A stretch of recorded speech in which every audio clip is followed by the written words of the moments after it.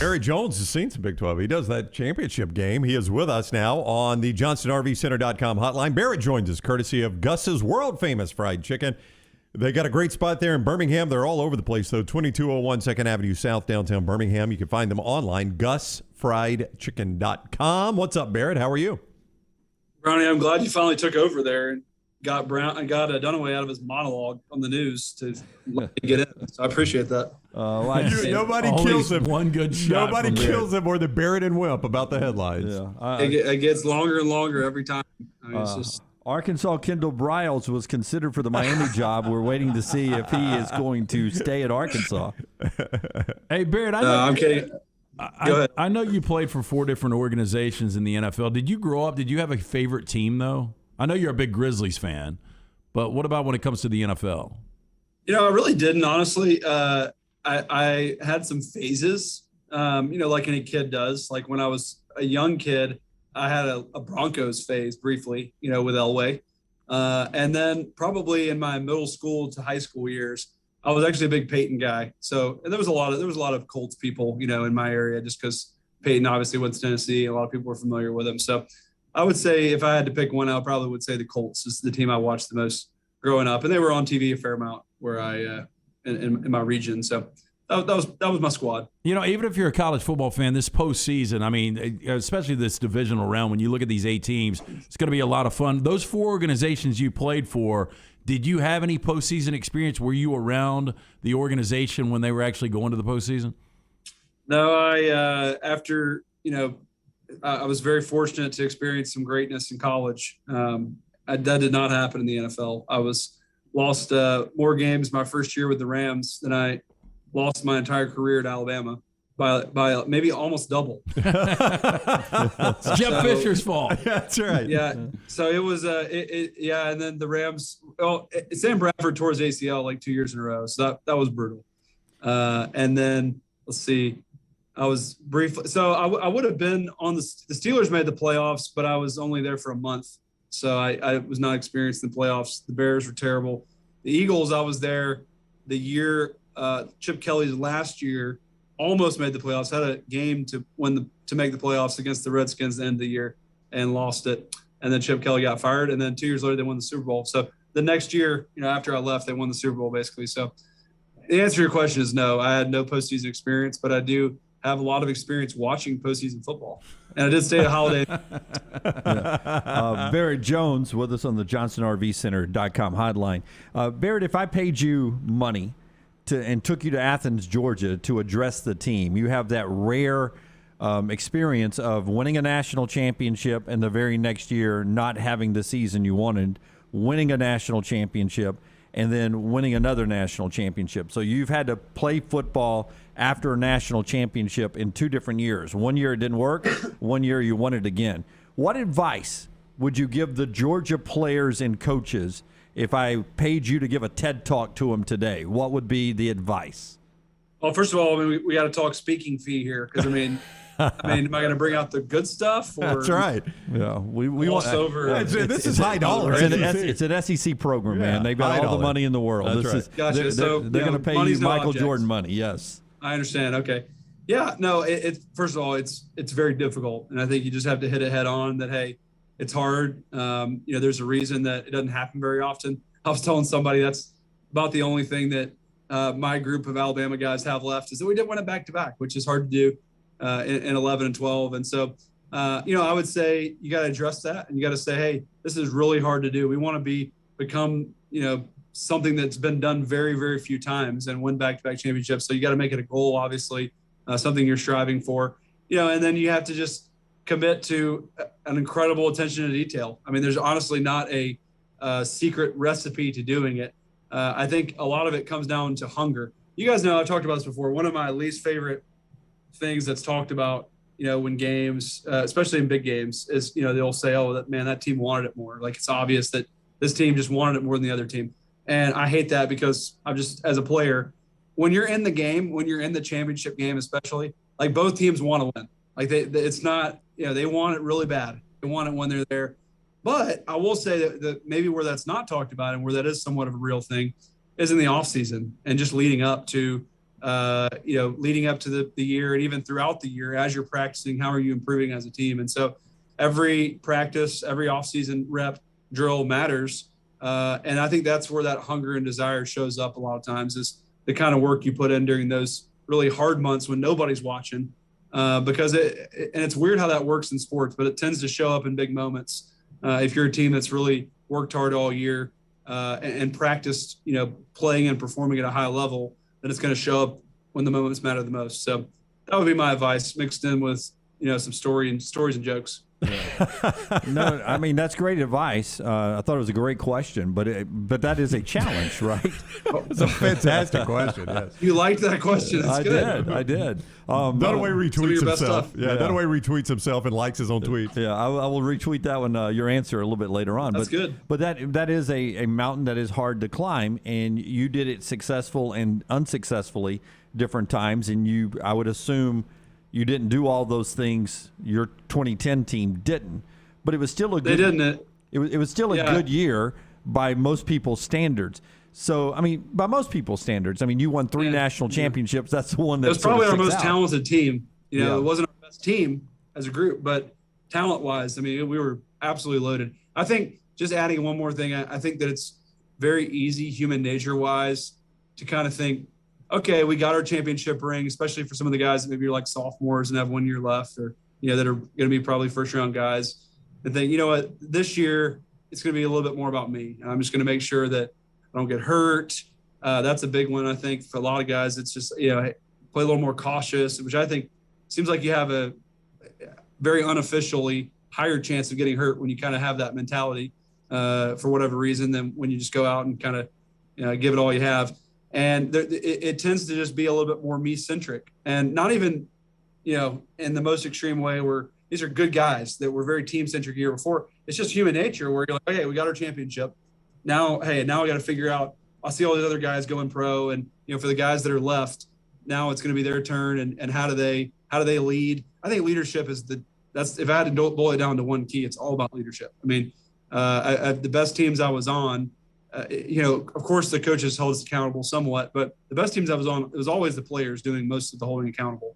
And if you have that intensity from the players, that's when your teams go from good to great. So you got to have that same kind of leadership. And usually part of the reason it's so hard is just that when you have a team that wins a championship, usually they have a lot of guys that leave. That's just part of the factual reason, is that you have a bunch of guys that go pro and are not there anymore. And not only do you lose a lot of experience, you lose a lot of leadership.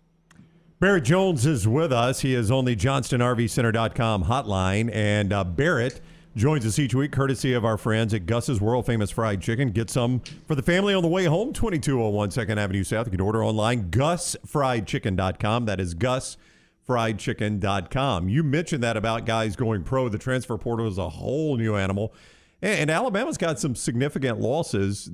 A lot of people said this team was building towards this coming season, not the season where they just played for the championship. When you look at this team, what do you look at? What unit worries you? What unit do you look at and say, all right, I know they were building for next year, but they got to get better here?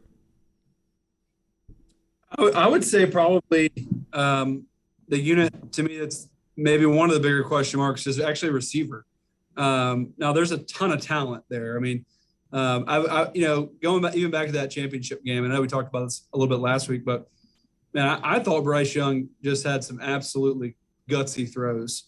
And there were just a lot of opportunities throughout the game where guys could have made plays, and it never really happened. There's several throws you go back and look where it could have turned the momentum of the game, where guys didn't make maybe a 50-50 kind of catch. And so to me, that's a big question mark. Obviously these are young guys that have a lot of time left to make their mark. And I don't honestly know who they're going to be. They all kind of run together for me right now. There's probably 5 or 6 guys, and, I'm pretty astute in watching the game. And I mean that from the standpoint of, I don't know which one will step up and ultimately be the guy. But, for the last 5-6 years, Alabama has been so talented at that position group that it's been a huge, huge part of their success. And, there's not an obvious, for the first time in a long time, there's not an obvious guy to sort of take up that mantle at that wide receiver position. So I think that's a big one. And then offensive line is another one. I would say I'm hopeful at offensive line. I think that, I think that there's a lot of guys that could potentially be really good. That class last year was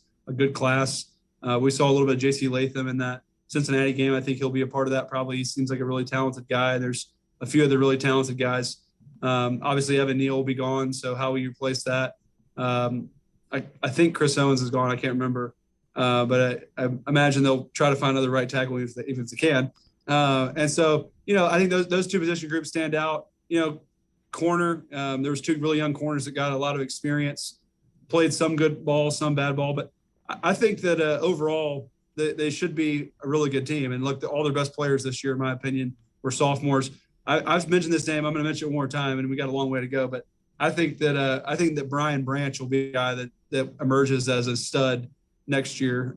He to me looks like kind of the next first round type guy at that safety sort of nickel position. I think he'll be a stud. So there's a lot of guys I can name, but I think that there's no reason to think they won't be really good. Those would be just initially the position groups that would give me pause. Hey, Barrett, for a good majority of the season, Bill O'Brien was a polarizing guy, and now he's been mentioned with the Jacksonville Jaguars job.